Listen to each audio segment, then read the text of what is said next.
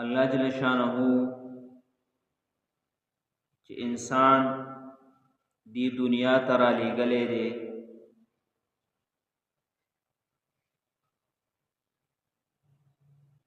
د سره الله جل شانه یو وعده کړې ده چې انسانا کو چرته تا نیک عمل کو خوا کو دا انسان د سړو د جنس نه ولی نه وي خوا کو هغه د ښځو د جنس نه ولی نه وي الله جل شانه فرمایي چې چا نیک عمل کو او په داسې حال کې چې د انسان د دنیا نه رحلت وفرمایو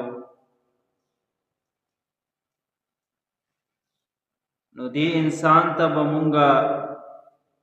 د قبر چې کومه زندگی ده بیا ورپسې د محشر چې کومه زندگی ده دا ورته خسته کو او زما عزتمندو الله جل شانه چې انسان پیدا کړی دی دته ویلي دي چې ته نیک اعمال کې په دنیا کې نیک اعمال کوا او زما د احکاماتو د لاندې خپل زندگی تیروا نو ستا ژوند به پاکیزه شي ستا ژوند ته راحت راشي ستا ژوند ته سکون راشي خو چېرته تا نیک اعمال کول او زما د احکاماتو لاندې د خپل زندگی تیروله زما عزتمندو په دې آیات مبارکه کې من عمل صالحا من ذکر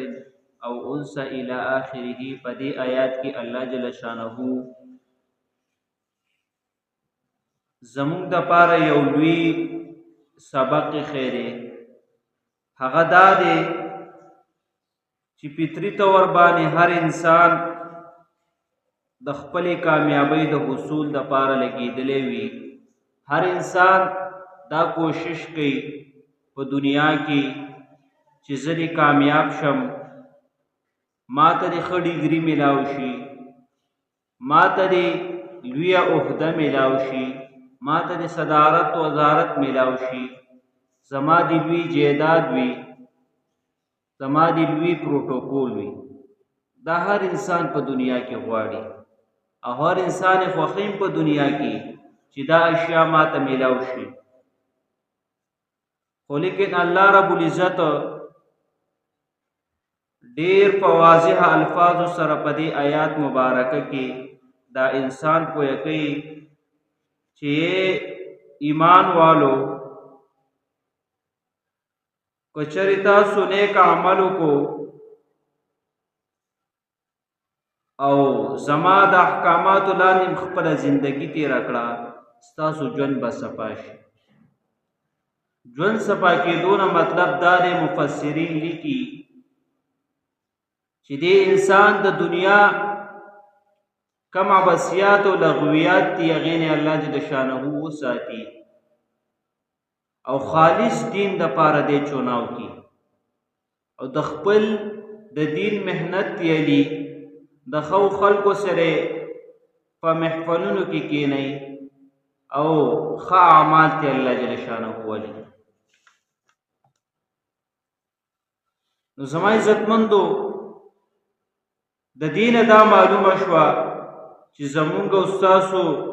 د زندګۍ د کامیابی او د پاکیزګۍ لپاره دارومدار هغه اعمال دي چې کوم انسان نیک اعمال کوي نو دا انسان الله جل شانه ورته زندگی صفا کی په دنیا کې او دغه شان په دنیا کې کوم انسان نیک اعمال کوي او الله جل شانه ورته د آخرت زندگی خسته کی او چې کوم انسان په دنیا کې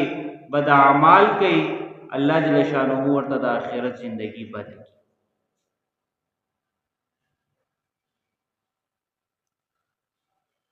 زما عزتمندو زمونږ استاسو د زندګۍ نچوړ څه دی زمونږ او ستاسو د زندګۍ نه چون دا دی هر انسان دا وایي چې زه خو پریشانه یم او زما زندګۍ کې راحت نشته، زما په زندګۍ کې سکون نشته. نو هر انسان دا غواړي چې زما زندګۍ ته راحت راشي، زما زندګۍ ته سکون راشي. دی د پنځو خبرو خیال وساتي چې دا هغه پنځو خبرو دا انسان خیال وساتي د ده په زندګۍ کې به راحت راشي، د ده په زندګۍ کې به سکون راشي. هر انسان په دنیا کې دې پسې ګرځي چې ما ته د راحت میلاو شي، ما ته د سکون میلاو شي، دغې پسې هر انسان ګرځي. خو دغې دپاره د پنځو اشیاو ضرورت دی. لومبی دا چې کوم انسان سره څومره علم دی خوا کو هغه ډیر وي او کو لږ وي چې په هغې باندې عمل وکړي. مونږ استاد وګورو کړه چې نن سبا په دنیا کې هر انسان سره علم شته دی او حدیث مبارک کې راځي چې کوم انسان سره علم یو په دې علم باندې دی عمل نه کوي شیطان اخرس ورته وي. نو زما عزتمند لومبی دا چې زمونږ استاد سره لږ علم دی کو ډېر علم دی چې په هغې باندې مونږ او تاسو عمل وکړو. او په دغه زمانه کې